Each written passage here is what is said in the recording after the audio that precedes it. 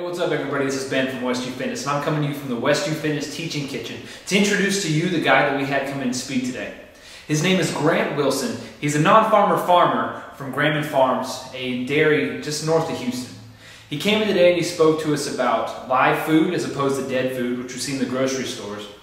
He talked about the problems that we have today in Americans' food society, the culture that we've built around meaningless junk food and how it's damaging our health. And he also talks about going back to the source, the natural source, and how that can improve your whole style of life. So without further introduction, here's Grant. And it all started with us not thinking we could have children, and we did. I'm 53, my wife's 48, and 6 years ago, 5.5 years ago, we had a child. And a year into that, after the breast milk was gone, a huge awakening. Fearful awakening on my part, on my wife's part. Call it a middle-age crisis, if you will. We realized that doing everything an American boy can do, plenty of income, couple of nice cars, my wife's a lawyer, I was a business executive, and in this country, I couldn't feed my kids. My kids are throwing up the food. After the breast milk, everything else I tried, I mean, forget Enfamil and Similac. You guys, I'm preaching to the choir here, I know you guys are all pretty healthy, but I mean, people should go to prison for that.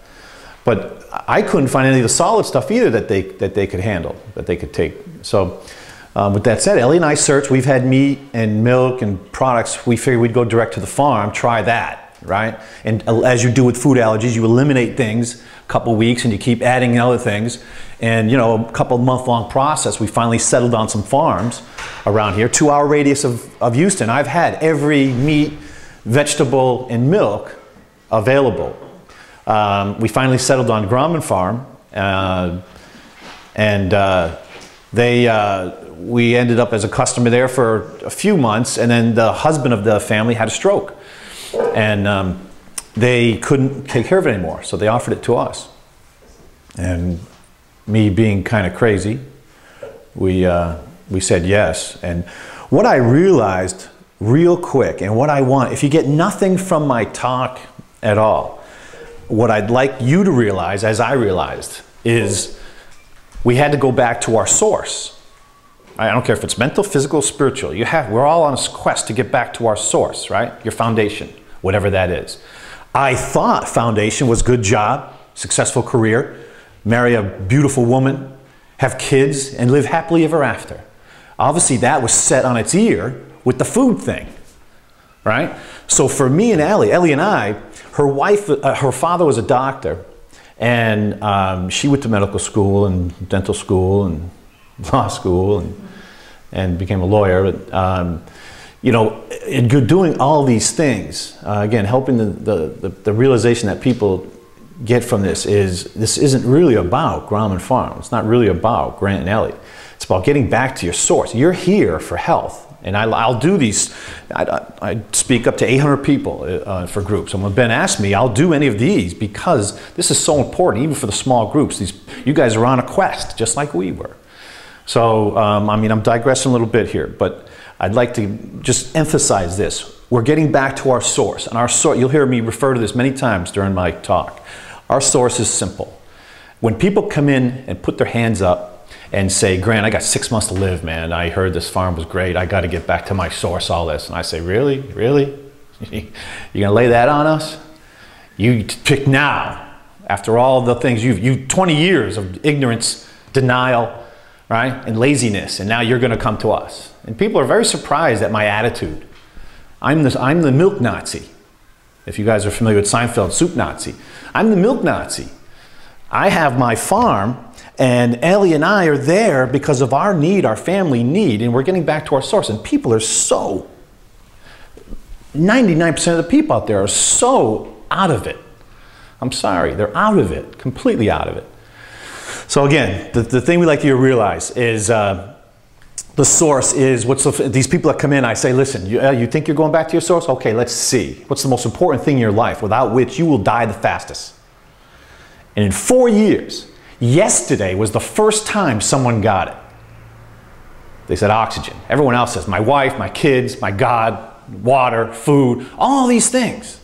And even though my farm doesn't sell oxygen, the point of my talk is we got to get back to our source. And our number one source, stress factor, you guys probably learned here, the source of a lot of allergies is histamine levels rising. Why does histamine levels rise? Stress, right? So our source, your source, it's oxygen. Number one, 4 minutes you die. There's no other natural, more important thing that you should be worrying about. And I'm not talking about breathing. I'm talking about nitric oxide, the oxygen into your cells that allows every organ, every function in your body to work. You're going to hear me also say many times in this talk that you can go to the best gyms, you can eat the best food, right? But that's good paint on a fallen down house if you do not have oxygen, water and salt, and microbiotics, live food, right? If you're not doing those three things correctly, I don't care how often you go to a gym, how great you have, educated trainers, it's not going to work.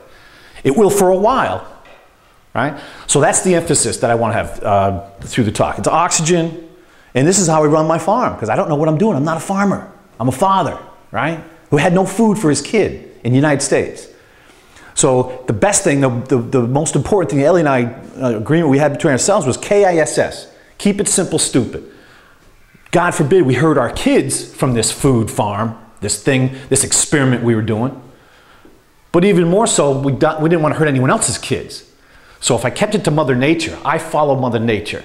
I'm not manipulating Mother Nature as all the industrialized food corporations do in this country, right? I'm not looking to get one over on Mother Nature. I work with Mother Nature because I'm an idiot. Ellie's the smart one. I need to follow Mother Nature. So as I do that, 1, 2, and 3 become so evident because I have to follow that for my animals to be healthy, or it costs more money, and I have to use antibiotics. I have to use penicillin. I have to go Texas A&M at night school to learn how to run my farm. Baloney. I'm not doing any of that. Ellie and I say we're going back to nature. All right, so sorry for, I like to throw that out though, because that's the emphasis of everything I'm going to say. I'm going to get caught up in politics and all this stuff and your questions, but I don't want to lose that point. It's about air, oxygen, nitric oxide. Let me digress a little bit here. One of the most important things I did, I think Ellie talked to Denny about this before, but shutting our TV off was amazing for my family. I know it sounds silly to some of you, or maybe you've already done it. I don't know, maybe I'm behind the but when I shut the television off, I read a study, a neurological study, that when you see a fight, you watch Tom Cruise beating someone up, you don't know you're not in that fight. Your brain, yeah, everyone's nodding your head. Okay, I have a very educated, Westview's a very educated place. Okay, so I got to gear my talk. I got to step up my game a little bit here. So you're in that fight, or it's waiting for you to decide to jump in the fight or run, fight or flight, right? And what's it doing? It's holding your breath, holding its breath until that time. Your parasympathetic system, your sympathetic system, right? They're going to work automatically to keep you alive, right? So Tom Cruise is beating someone up and you're holding your oxygen. So my kids are holding their oxygen when they're seeing Wile E. Coyote chase someone, right? They're holding their breath until the brain says run or fight. And then it's going to pump a lot of oxygen. Well, I shut the TV off. I saw a huge change in my children. Huge change. Again, I apologize in advance for a lot of the things I say. Absolutely no idea the technical terms in usage. That's my wife. That's not me. She can give you all the technical stuff. I'm a 1 and 1 and 2 is guy. 1 and 1 plus is 1 plus 1 is 2 guy. All right. So getting back to the introduction of the farm. Ellie and I bought the farm, and again, no experience, business executive. Ellie was a lawyer. All I had is I came from California and I was on organic food for years, living in Southern California, and came out here. Met Ellie the first day here, and we started getting onto a healthy diet, and she got pregnant. So again, I've already told you the history of the children and why we had to buy the farm. Once we had the farm, again, I had already said, how are we going to run this farm? So we wanted to run it naturally. So in doing that, I made 2 decisions. One, I obviously had to buy all the right animals. Where do I do that? I called a farmer, and actually bumped into a farmer at a corner store in Tom Baum. And then, funny story, very quick story, I asked him, I thought these old timers would want young guys. Farming's not sexy anymore, right? So this guy had to be 90, 80 something years old. And I come up to him, I go, I'm taking on dairy farming, what do you think of that? It's coming back. And he looked at me, I'll never forget this. His exact words were, aren't you bucking the trend, boy? Had a cowboy hat on and everything. It totally took me for a loop. I'm like, what are you talking about? He goes, everyone's getting out of dairy farming. And he's looking at me like I'm stupid. And, you know, I was kind of offended. And I'm like, holy mackerel, he's not only not being nice to me, he's being rude to me, this guy. So that was my introduction to dairy farming. I thought there would be help out there. Ellie and I quickly realized, and you'll learn from the other things I'm going to tell you, that we are on our own. And not only are we on our own, there was so much fear out there and fear-mongering, scare tactics, all the stuff, because everyone else is afraid too. So that brings me to the definition of raw milk for you folks, or live food. There's two types of raw milk in this country. When the doctors, the health departments, all these scaremongers, fearmongers tell you don't drink raw milk, guess what? They're right. They're absolutely right. You're crazy to drink raw milk. Grade A raw milk. I would not drink grade A raw milk. There's two types of raw milk, grade A and retail raw. Grade A is feed is bought, cows are treated, handled, milked, milk stored, all that, as though it's going to be cooked. It has to be cooked. So you can imagine industrial corporation world out there, all the shortcuts they take, if they know it's going to be cooked, right? The inspector only goes as far as the bottling room, the bulk tank, where the milk is, the truck pulls up and they pull it away and send it to Oak Farms or whoever. The inspector doesn't go into the milking area. He doesn't go into the field. He doesn't check the feed. He doesn't do any of that stuff. It stops there. That's grade A. There's two tests for grade A milk. One, somatic cell, the white blood cell count in the cow's body, right? Similar to what? My opinion, again, you'll get a lot of this, but my opinion, very faulty test. I don't believe that I'm less healthy than my kids because I have more white somatic blood cell count or higher count running through my body. It just means I killed off more stuff, right? Well, in the state's ultimate wisdom, they feel that somatic cell count is a proper test to test for pus and all these other things that you guys have heard, mastitis and all these things are. But for me, my cows are 5, 6, 7 years old, and they'll milk until 13, 14 years old. The average lifespan of a cow in the industrial food sector out there is 3 years. They start milking at 1.5 years, 2 years. So they die pretty fast. Not only do they die pretty fast, they milk them 3 times a day. And they feel, because the cows are younger, they have a lower somatic cell count. So remember, I'll get into my little lobbying background, the political part of this talk in a little bit, but they hire guys like me to give these congressmen laws written by me and my bosses to implement into the, to the government protocol here for all the agencies to enforce on us. So one of those is somatic cell count must be under 750,000. That's the same in most states in this country.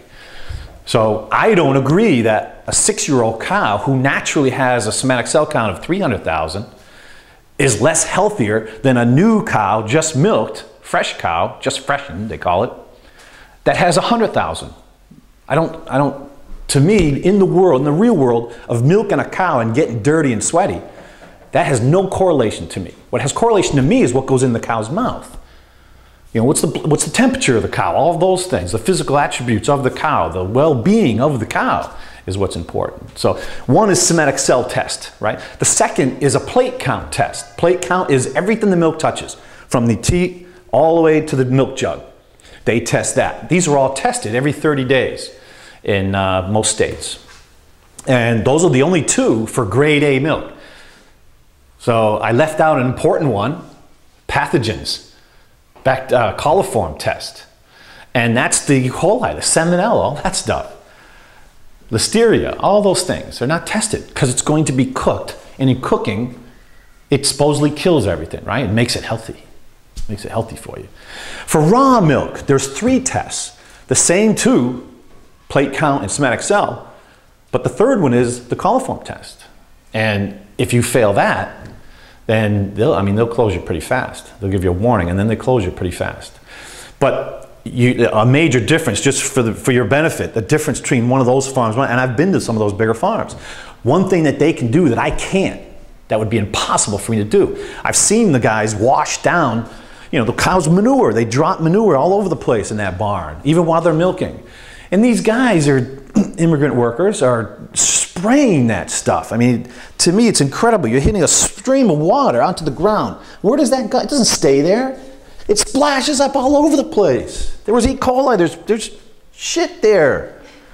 And it's bouncing on the equipment, on the cows, on their feet, everything. I was going to say something like, you know, what do you guys do? I thought they would do something other than that. And I remembered, oh, they're cooking it. Who cares? Right? For me, that would be, I'd be closed. I know I'd be closed. I know the reaction of the environment. The environment would definitely be out of balance. You're going to hear me say that too a lot. Balance. The farm's about balance. Balanced amount of customers. Balanced amount of animals. Balanced amount of employees. You know, will at work at the farm. Right? Mother Nature in balance. So getting back to those tests. So I have 3 tests. So that's the 2 differences between the raw milks in this country. So would I drink grade A raw milk? Absolutely not. I wouldn't give it to someone I don't know, my enemy. So for retail raw, it's designed almost the opposite. Fed, taken care of, milked, stored, cleaned up in such a way that the milk is going to be drank right out of the teat. You can go up to my cow, I wouldn't do it, but you can go up to the cow and drink out of the teat like they used to do 70 years ago. That's why I thought that old timer would embrace me, you know, hug me as a brother in arms, you know. Oh, wow, good for you. You're going to do it like the old days. Because I'm doing it pre-1930. Because then I realized quickly after that guy, because I thought about that for days after I met that old man. And I said, oh, wait a minute, okay, now how old is he? He's 80? Wait a minute, they started pasteurizing in 1930 or so, 20s and 30s. Oh my God, I got to talk to someone who's 100 years old, 90 years old. Otherwise, you know, these guys they're not with me. They're not my peers. Because it's been forgotten since then. So I'm kind of screwed. So back to my point that Ellie and I are on our own. So, and again, but we didn't really care about customers. We just cared about getting our own food. It was small, 200, we had probably 200 customers the first week we had. We have 2,000 a month now, 1,500 a month now. So we were doing it for food. Ellie was going to make money for our bills by being a lawyer.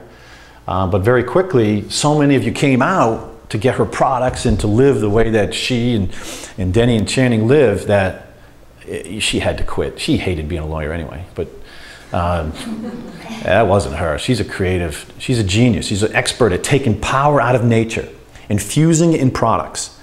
Because we believe if you get that in your body, you should see a good reaction. If you don't, you tweak it until you do, right? That's science. Do something and look for the honest conclusion. Not presuppose a conclusion like all the studies that are done now. Okay? So that's the thing I start out with. What's the difference with raw milk and the pasteurized milk? And I mean the grade A and the raw. And you definitely don't want to drink grade A. So the first thing we start customers with is an analogy. The best analogy is when you have raw milk, live milk, they make us say raw. It's live, like it's sushi or something, right? It's live milk, live milk. Customers come in, most of them say, what's the difference, Grant, between this stuff, the live stuff, the raw, and the pasteurized stuff in the store that my kids are safe with? And I say, well, the main difference is that's dead, and this is live. Are your kids dead? And they chuckle a little bit. And no, they're alive. If you're alive, you need living energy as a part of your diet. Or you are degenerating faster than you should. Again, it doesn't matter how much you work out. The greatest place in the world, right? If you're not getting living energy and you're alive, that makes sense. Again, remember, I'm the 1 and 1 is 2 guy. My wife will give you the technical stuff. So with that said, we kind of keep things we do keep things as simple as possible on the farm. I'd like to, when I do these talks, guys, I usually phrase it in a way, where were we? Because everyone wants to know how we got in this mess too, right? You know, you're reading labels. You are spending a lot of time, all of you are spending a lot of time reading labels of food. My wife are tired of that, right? But that's the fact of life these days. You're reading labels. Why? A lot of people say, why are we in this mess? How did we get here? Well, most of my talks are, where did we come from? Where are we now? And then I end the talk with, where are we going? And then we have questions, okay? So where were we? Well, in the 1800s, late 1800s, you had a lot of immigrants in New York, Chicago, Boston. These kids needed food. People didn't have money. So there was also a lot of drinking, right? A lot of the whiskey. Did anybody read Story of Milk? Dr. Schmidt? No? Okay, in that book, great history of really our food, not just milk. It says the history of milk in this country, but it should be the history of food in this country, the transition of real food from a farm to the industrial food conglomerates we have today that have taken over our food supply. So in that book, it basically says, it starts out 1800, late 1800s in these cities, the immigrants needed milk for their babies. So at the same time, there was a lot of drinking. Whiskey distilleries went every city had a whiskey distillery, or many whiskey distilleries. And they needed to do something with the mash, the smell, the unsanitariness, all that stuff. They had to get rid of that mash. They were polluting the rivers, and the city would get on them. So they actually put cows, dairies, on the grounds next to these distilleries, whiskey distilleries. And they would feed the mash, leftover, to the cows. Similar to feeding grains to cows now. Except imagine the byproducts in making whiskey added into the corn and the soy that they're feeding those animals. So that milk was being sold to the cities. I think 50%, the numbers are astounding. 50% of poor children in the inner cities in that day died of diphtheria, typhoid, all these diseases. And they attributed that to the raw milk. Raw milk is bad. No mention that whiskey is bad, or the mash that they're forcing down these cows' throats.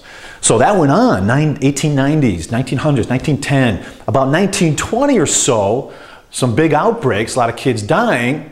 I'll wear my lobbying hat now. Guys like me, at the behest of some very powerful companies, would go to the congressman and say, hey, there's kids dying in the inner city. We got to do something about this. We got to be the hero. It's good for you, good for me. And I want to introduce some legislation that cooks this milk and kills all these bacteria. We'll save all these kids. Oh yeah, sounds like a great idea. All right, let's do it. So a lot of not much outpouring, but a lot of obviously fighting from the farmers of that day. But the farmers tend to stay to themselves. If you want to manipulate a farmer, yeah, just go do something downtown. He's not going to show up, most of them.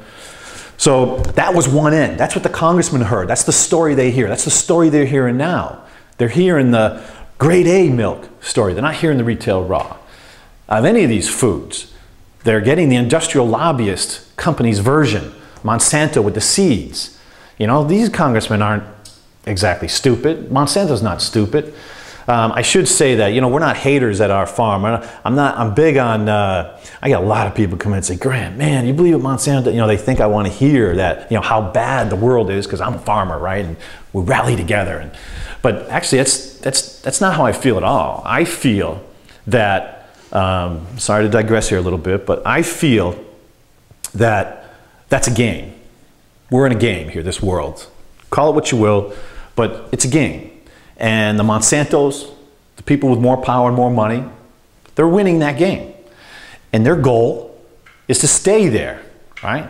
They would hire guys like me. My main job was barrier to entry. That was the definition of my job, really, as a lobbyist. Barrier to entry. I was hired by very powerful people to hold other people down. They had the market. They were the 800-pound gorilla. They didn't want any upstarts coming. So through legislation, through other tricks of the trade, guys like me provide barrier to entry. So that's what's going on now in our food. So these congressmen were inundated with these lobbyists who wanted to save all these inner city kids. And that's why we should pasteurize milk and cheeses and all that stuff that's killing people. The story they didn't get, again, there's always two sides to the story, right? The story they didn't get, the story that I a lot of times didn't get from the company would be, geez, every farm has a dairy, a local dairy, and that's who's selling the milk. But you've got people, capitalist system. I'm not a communist. I make profit on our farm. I believe in profit. But these bigger companies want to get bigger, all right? So they got to go to the next town, and the next town, and the next town. They got to grab more market share. How do you do that? How do you do that when the local dairy with the cream on top, and they have to just go down the street to bring it to the store or the farmer's market, whatever's going on in 1920, 1930?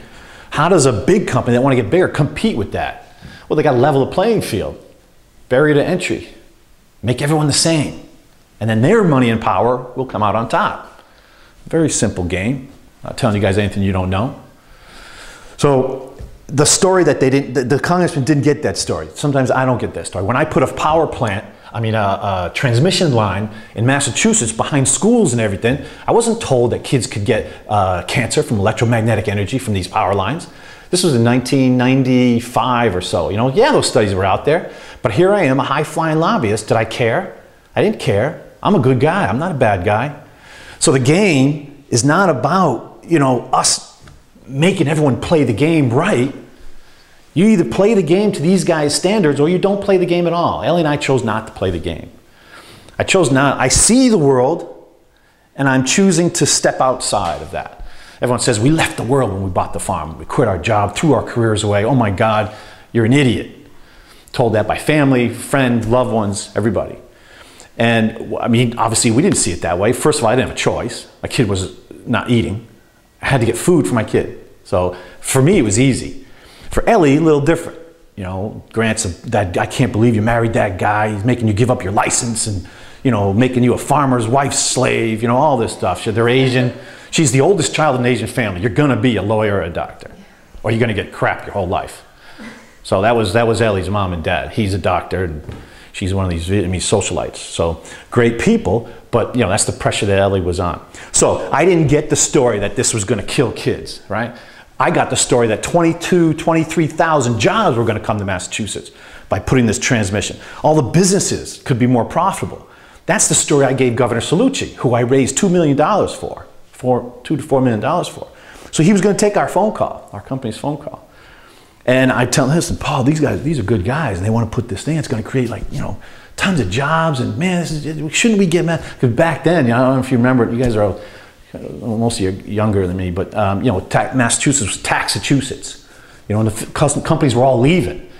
So we were doing a good thing, supposedly, right? Stopping that. Obviously now I look back and I wouldn't do that again. Because I know better now. But that's the concept I want you guys to get. That's where we were.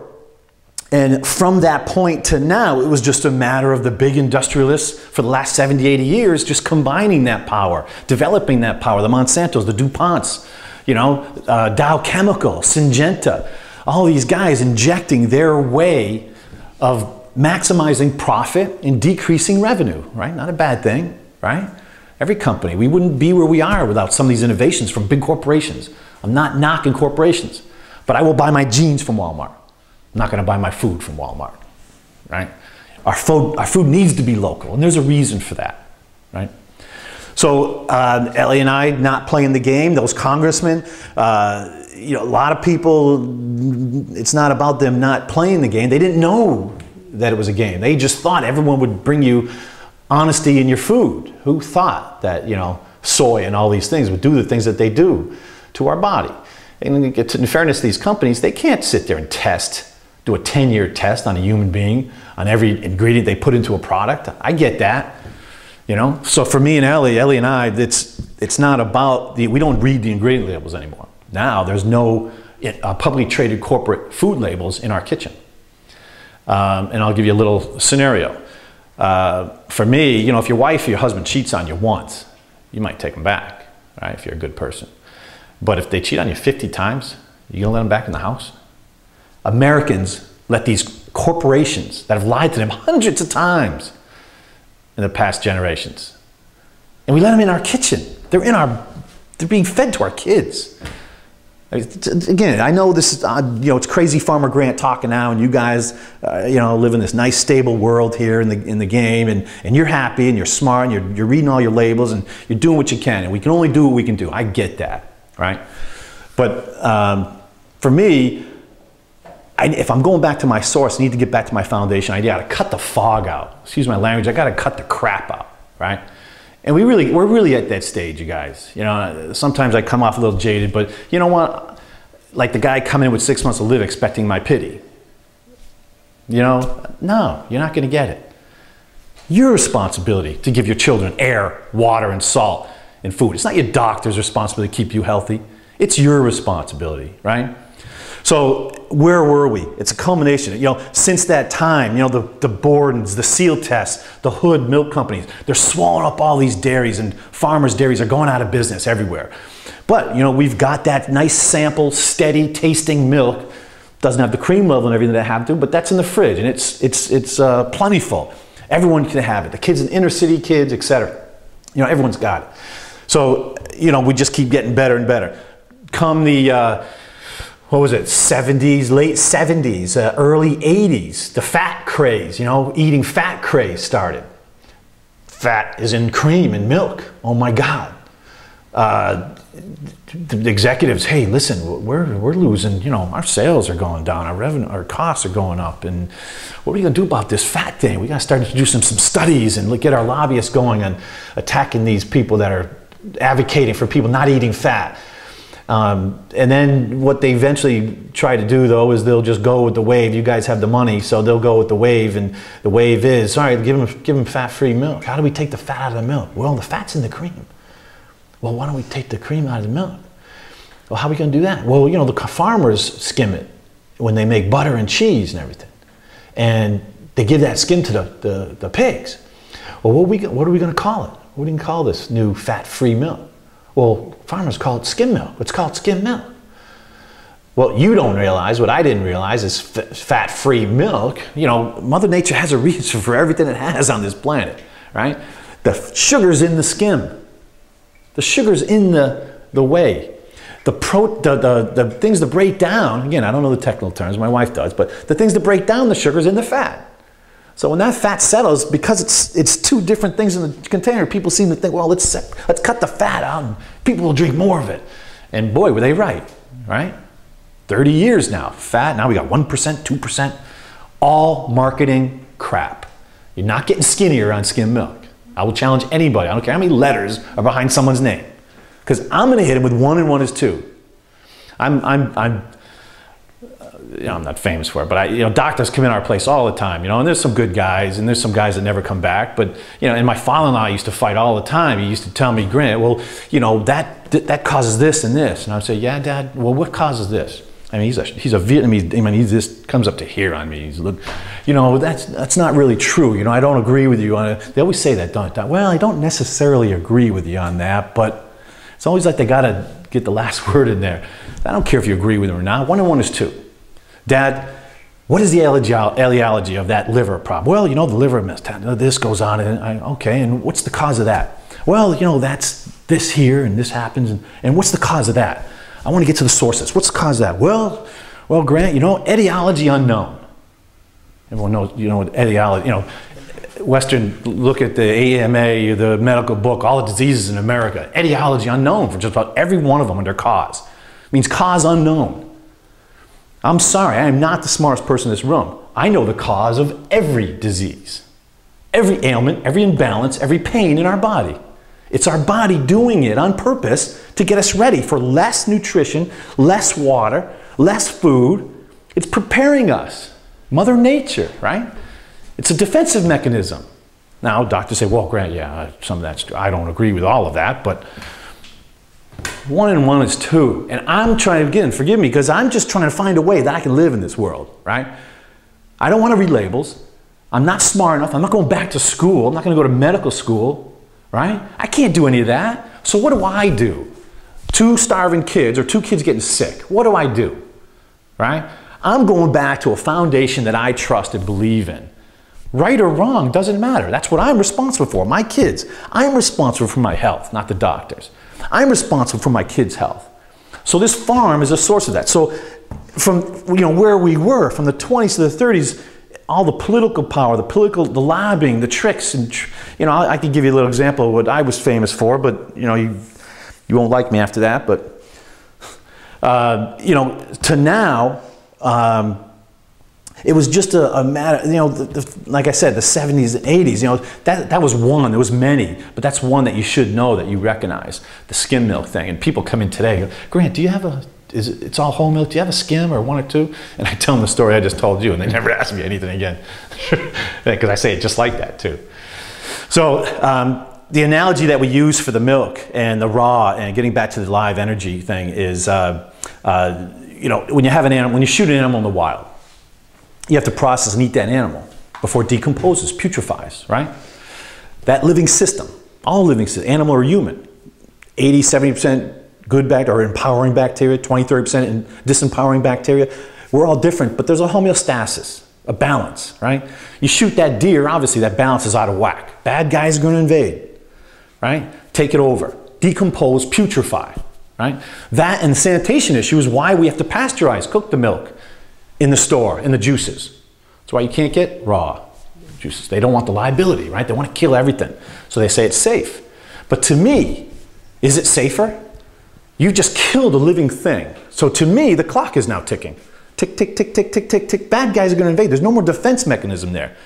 There's no antibodies. There's nothing battling. Bad guys are going to invade. You've upset the balance of that thing, right? So that and the processing, you know, we're extremely good at processing in this country, right? So they'll kill it, say it's safe. I mean, they didn't take a syringe and take the bad guys out, right? Where's the bad guys? They're still in there, decomposing, putrefying. In fact, take it out of your fridge, that milk, for a day or two and see what happens, right? You'll realize real quick there's something in there that shouldn't be there. So, you know, 2-3 weeks down the road, there's a for sale, says for sale by date. What does it say? It says drink by, 2-3 weeks. We all know what happens then. The curdling, the smell, the taste, you throw it away. Why? Mother Nature, you can't hold her back anymore. They've processed it as much as they can, holding back Mother Nature. Now she's going to have her way. And the bad guys have invaded. Now someone will get sick. After that, they can die, right? At the opposite of that is the live milk or the live food. My milk is the opposite, or guys like me, the live milk that you drink, live food that you eat, it has the balance still intact if it's healthy animals, if it's a healthy product. But again, we're tested, the state laboratory, every month, right? I forgot to tell you that, the difference between the two milks, my inspector writes me up if my grass is too long. No lie, I was written up for my grass too long. Oh, mice can hide in the grass, rats and mice can hide in the grass, and that could be a health hazard. I'm like, are you serious? But you won't go into the milking area of these big CAFOs. But I have to cut my grass to a certain, I could make you guys laugh or cry with all that stuff. But, so, see, sometimes when I do that, though, I forget my train of thought. Damn. See, I digress. See, when you're into this, right? I don't have anything, I never prepare anything for my talks. I just speak about what I'm experiencing. I'm sharing that with you guys. And then my experience with the lobbying, the father, and the politics. So getting back to the live milk. So with my milk, when it comes out of the cow, the bacteria and enzymes are eating the sugar in the milk. As they do that, my milk will turn sour also, 10 days to 3 weeks. But it's a process of the chemical composition change because they're eating all the sugar. That's fermentation. It's not putrefaction. My kids don't get anything putrefied in their body. My kids don't get antibiotics. Anti-life, Greek for life, bio. Unless my kids are dying, they're not getting antibiotics. I'm not a bad father. I use probiotics, real probiotics, not the pill or the supplement. Love that when people come to my phone. Yeah, Grant, I use probiotics. Yeah, what kind? Oh, there's the pill, the powder. And probio means life, right? Pro-life. I've never seen limbs or eyes or breathing organisms on a powder, freeze-dried powder. So to me, that stuff's not, I understand, there's some good ones, the Super Ks, and they're supposed to be still alive, and they're in a fridge, and all. Yeah, if you got nothing else, right? Again, I'm going back to my source. I'm going to start there, the real thing, and then I'll move to the other things. We all do just the best, we do the best we can. So getting back to the milk. As they eat that bacteria, and that changes, right? Now you've got something completely different.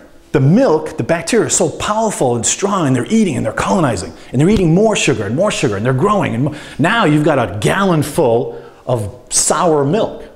Our grandparents used to call it clabber. Anyone ever heard of clabber milk? Clabber? Yeah, they used to take the raw milk, put it on the counter, drink their other milk. A week later, 4 days later, they drink it. Ugliest, smelliest thing you've ever seen, but they drink it. Most powerful probiotic they can put in their body.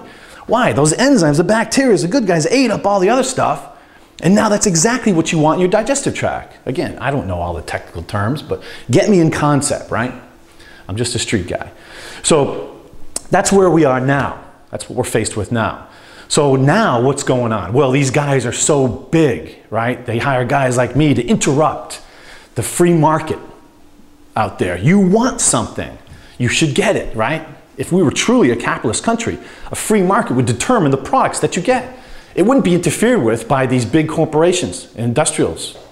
and using their power and their money to upset the market in such a way through making laws and all these other things to, you know, make sure their product sells and other products don't sell. So that's where we are right now. Now we're seeing, I can tell you that where we are now is, to me, it's very, very concerning. Because where we are now, we're already seeing it. And the reason you guys are here and going to places, great places like this, is because you see a connection between health, food you eat, hopefully the food you eat, and diseases and sickness, imbalances in your body. So what we have is, we have industrial countries, industrialist corporations who have been suppressing other competitors, pushing down farmers. You have Walmarts now of the world, Costco's. They're buying from these wholesalers. Our food, we're in deep trouble because our food is now grown, developed, you know, built, research and laboratory, all with the intention it's going to fit on a truck, it's going to be shipped, and it's going to be housed in a warehouse or a distribution center and then go to the grocery store. Well, everyone's like, well, so what, Grant? That's good. It's a good thing. Convenient, right? We're getting good at it. Yeah, fine, for my genes, for stuff coming from China. But if you're gonna, that process, that takes time. These things are alive or not alive, right? We don't have time when it comes to food. If you want pure food, if you don't want your kids to throw up, right? So right now, what's happening, where we are now is, I have seen, just in my 4 years, 2 farms a day go out of business in this country today. 2 farms a day. Why? They have been pushed and pushed and pushed by the publicly traded corporations. Remember, revenue has to keep going up every quarter, or our husbands, our wives, our friends lose their job. If costs don't go down or revenue goes up, stock price stays stable or goes up, right? People lose their jobs. Investors aren't happy. Decisions are made in New York City. So where are they going to go? They're not going to take it from you. You won't buy it. They take from the farmer. They take from the farmer. They take from the farmer. They take from the farmer. Now we're at a point. 2 farms a day are going out of business. Well, you can't bleed a stone, right? Now we're at that point. Now what do? Laboratory. Farmer can't go anymore. So the farmers that go out of business, they'll establish a CAFO, confined animal feeding operation, thousands of animals in one unit, make it profitable again. The profit margins go back up. Now, especially, I'll give you an example of Dean Food. You familiar with Dean Foods? Everybody? Horizon Milk, organic milk. Dean Foods bought them. Great move, right? Horizon was one of the first organic milk. It was good stuff when it first came out. But then Dean Foods bought them. Guess who Dean Foods is? The largest CAFO owner in the country. Again, business decision, unbelievable. They went from selling their milk for $2 to $4 just by associating with Horizon. Now everyone thinks that milk is so great, it's Horizon, oh, they got a great rep. Well, their parent company has the largest CAFO. So what they did is just change the feed, same cows, same process, same stuff I explained. But this is why when people come to me, hey Grant, what do you think of the organic label? You know, labels mean nothing to me. Remember, I don't read labels anymore. I would ask, well, where's it come from? Who's the company? Is it a public traded company? That's a shortcut right there. Oh, I'm not eating them.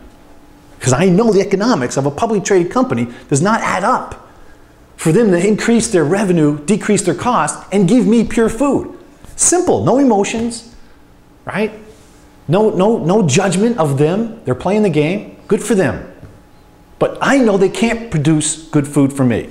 So what they're going to do is the farms have gone, they've bled the farms as much as they can. They're going to laboratory now for the fillers. You know, soy, a big one, you know, all these different things, the cheap fillers, which are going to enable them to keep costs down or increase revenue. They're going to do whatever they have to do. And that's why I always use that analogy about the husband and wife cheating on you. Because that company is going to do what it has to do for this, not for your pure food. So if they cheated once, why did they cheat? And that's why I give you this analogy. See, I'm kind of lucky because I did the lobbying. Thank God I did the lobbying. Then I have this other insight, this other world I was a part of. And now having a child, I was forced to go the other way. Right? And now I have people coming in with 6 months to live, kids with leukemia, bald head with baseball hats, giving me a hug. You know, they didn't know I was the evil lobbyist 10 years ago. Right? I'm doing something now that's real, back to my foundation, and other people want it. And that's why I do these talks, to express that to other people. It's not about me, just us farmers coming, oh yeah, oh, I have pretty horses, and I got some chickens, and oh, you guys would love to bring your kids out and play with the cows. No, it's not about that, because I'm not a farmer. I'm not a farmer. I'm a father, and we're in a bad situation. And if you think it's bad now, that 99%, not us, but the 99%, there's going to be some horrible things going on. Because we're here now, and we're starting to see what's going to happen 5 years from now. They're not adding more farms. They're not adding more family farms. Not all the people have kids thrown up like Grant and Ellie. They have to do a farm, right? So what we'll do is, what will happen, what's happening now, is they're going to justify it. They'll knock down those, what's that saying? I love that saying. When truth, the first stage is ridicule truth. Second stage is to, anyone know that saying? Second stage is to vehemently fight it, and the third stage is to accept it, right? That's what's going to happen with live food. But we're going to go through that, how many years is it going to take?